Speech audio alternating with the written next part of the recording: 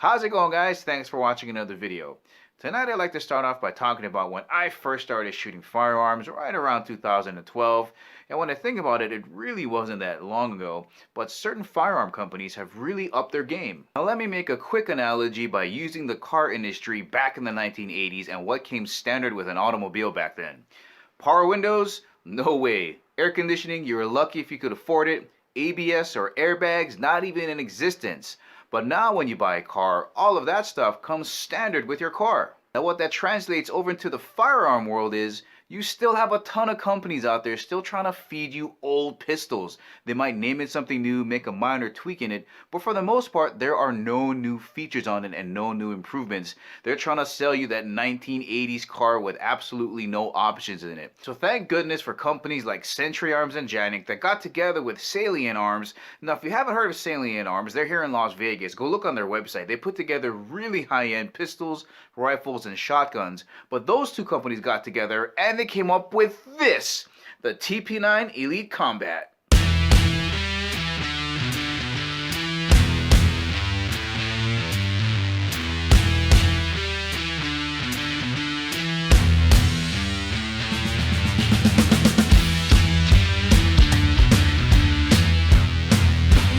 Alright guys, here is a quick close-up of the Canik TP9 Elite Combat. Man, check out that FDE Cerakote. It's absolutely stunning when you're looking at it. Now, congratulations to Canik here. And guys, I've been on the Canik train for a super long time. I'll leave a link right up here for a review I did, 2 or 3 years ago. But congratulations to them again for putting just consistent firearms that have great components in them so that you don't have to dick around it and spend more money. People are always wanting to upgrade the sights or the barrel. Oh, I want to get it cut out to put an optic on it, a good slide catch. I want to replace my trigger or get a good mag well or even a good mag release. Guys, it's all in here. So before nerding out and explaining the different types of parts that Salient Arms has in here, let me show you the peripherals. Alright, the first thing I want to show you is the holster. That's going to save you like $30 right there. Now, my only issue with this specific holster is I'm going to slide it in. The retention is really good. The lockup is fantastic, but my fingers aren't long enough. So when I get down and try to pull out, you're going to see I have trouble yanking on that lever. Most of the ones I'm used to have a little lever up here where you just tap it and release it. But, if you got big enough hands, that's not going to be a problem for you. It's just a little bit of difference in training. But like I said, that's going to save you $30. And because this is an optics ready model, you can see the sight mark mini shot on there. You get individual plates to make sure that whatever red dot you're going to use will fit on there. So you get 2, 3, 4. Number 1 is on there. Man, shooting with the red dot is so much fun. You also get 2 15-round magazines. I wonder how many people would rather have an additional magazine instead of a holster, because I know Canik has a few models that actually have 3 magazines and a holster. But with this one here, the TP9 Elite Combat, you get 2 15-rounders. One of these has a 3-round extension. That's what that +3 is there for. You get 1 wrench that's going to help you take out that thread protector. Box of parts in here. Additional fiber optic sights in here. And you also get 1 back strap. I believe this is the bigger one. So if you think this is too small, you get a replacement. Alright, let's talk about the color first. So the slide section here has been black nitrided, and then you got that FDE Cerakote over the top. Matches that polymer frame perfectly. On the front end here, we have a Salient Arms thread protector. Now, the weird thing about this Salient Arms barrel is the thread pitch that they use is 13.5 by 1, which is weird. That's what H&K and SIG uses. I really wish they would have stuck with the standard that everybody else uses, which is a 1/2 by 28. That would have been a little bit better in my opinion, but for some reason they went that route. But the barrel that's in here is also black nitrided, and it is a match grade fluted. Let me lock it back so you can see the fluting on that. So you can see the fluting there, right there, and on the other side here. And it's also threaded, so it's a super high quality barrel that's in there. And you can see the front side is a fiber optic sight. It's very tiny, and if you lose it, they give you some extras in a little baggie there. And if you want to see what the rear looks like, if you're wondering, oh, I wonder if that shelf is big enough to do one-handed exercises.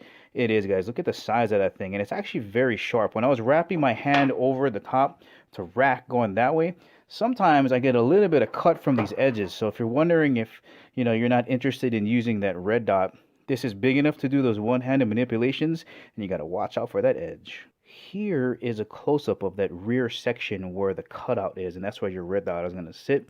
So the plate serrations actually line up with the rear serrations on the slide, and that's important because it gives you extra room to actually get a grip in there and yank it back. Now there is a post or like a pin that's located in this box of parts here. You see it right here, that guy right there. You can actually screw it in here and use it as a way to rack your slide. Now, I've never seen anybody use it. I don't think I am. But if you want to use it, you can. But guys, if you haven't shot a red dot on a pistol, it's going to change your world. This is the mini shot by Sidemark. I've been using it for a few months. I absolutely love it. Let's check out these slide catches. Look how long and big, look how long and big that is. Anyway, it's on the left and the right side. You can drop them from both sides if you want to. The thing I want to focus on right now, we're going to have a look at the trigger pull and reset in just a little bit, but this flat face aluminum trigger, this feels so good. This is the first flat face shoe that I've used on a pistol, and I really like it. For those of you into it, you got a little bit of stippling on the front of the trigger guard. I never use it. Stippling on the front strap and the back strap. Remember, there's a bigger size in there. The thing I want to show you here is I'm going to tip this over. See the M in here? There are different sizes also located in this box for mag releases. That's the medium one there. For me, it's perfect. When I kind of shove that thing in there, and this magwell, also by Saline Arms. Look at the flaring on that. There is no way that you can miss with this thing, but it's perfect for my hand. I can reach over and eject with no problem. So if you're looking, guys, with smaller hands, if you're looking for options to customize it, there is actually one larger. So if your thumb isn't long enough to reach over, this might be the pistol for you. Let's have a look at this awesome trigger reset, because Canik is known for their awesome triggers. Now, I know that this has already been cocked because of this orange circle back here. If I pull the trigger, that goes away.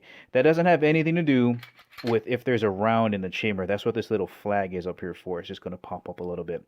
But let's have a look at this, because these triggers are legendary and they're fast becoming favorites of everybody in the firearms world. You're going to see here, there's no sponginess. It just, boom, you hit the wall, click. It's like breaking a carrot, breaking a broomstick.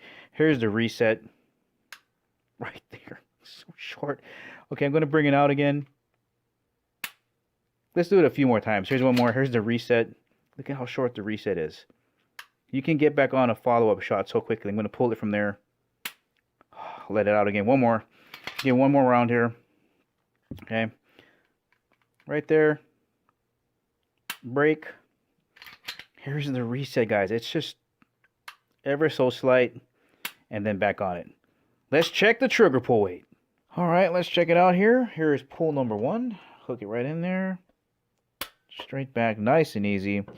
4 pounds, 1.4 ounces. Ooh, that's very nice. I wonder if I can get it under 4. Hook it in there again. Straight back at that. 4 pounds, 6 ounces. Man, that is smooth. Smooth, smooth, smooth. And here's the last one. Clear it out there.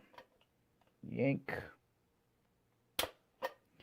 And we got 4 pounds, 6 ounces. Very consistent. Again, very crisp and perfect poundage for the pull.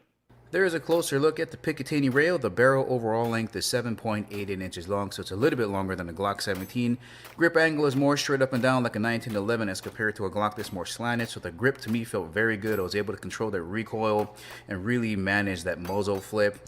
A lot of the internal parts are black nitride. I think that's why the trigger feels so good, because it's just gliding over those parts. I think my only 2 criticisms are, I wish there was a third magazine, and I wish the gun came in black. But other than that, guys, if you want something out of the box that's stock that you don't need to waste money upgrading with a holster, pick up the TP9 Elite Combat at $650. Guys, that's the ending of this review. If you liked the video, please give me the thumbs up. If you haven't subscribed to Chemo 365, please do. Remember, I'll catch you guys later.